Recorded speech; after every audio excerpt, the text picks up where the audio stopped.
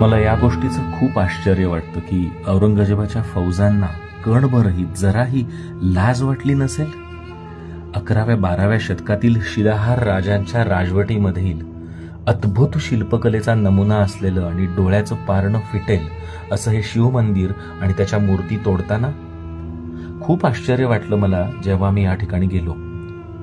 संपूर्ण महाराष्ट्रामध्येच नव्हे तर भारतामध्ये असलेल्या शिवमंदिरांमधील हे एक अद्भुत शिवमंदिर आहे. कृष्णा नदीच्या काठी महाराष्ट्र आणि कर्नाटकच्या बॉर्डरवर हे शिवमंदिर म्हणजे स्थापत्यकलेचा एक अद्भुत नजारा आहे. या मंदिराचं नाव आहे कोपेश्वर मंदिर.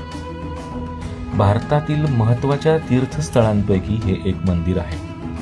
संपूर्ण मंदिर तर अद्वितीय शिल्पांनी भरलेलं आहेच, पण यामधील सर्वात महत्त्वाचा जो भाग आहे तो या मंदिराचा स्वर्गमंडप. एक गोलाकार कक्ष असलेला हा स्वर्गमंडप जो 48 स्तंभांवरती आधारित आहे. त्याला देवी देवता आणि पुराणातील प्रसंगांनी शिल्पित केलेलं आहे, ज्यामध्ये 12 राशींचा पण समावेश आहे. सर्वात अद्भुत चमत्कार जर पाहायचा असेल तर कार्तिक पौर्णिमेला इथे जायलाच हवं, कारण स्वर्गमंडपाच्या मधोमध रात्री उशिरा चंद्र येतो आणि हे दृश्य पृथ्वीवरील अजिबात वाटत नाही एवढं अद्भुत असतं.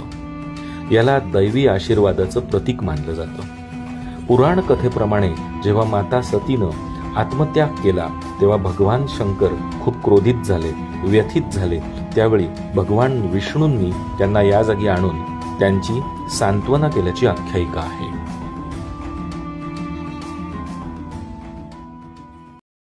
News 33 Rajniti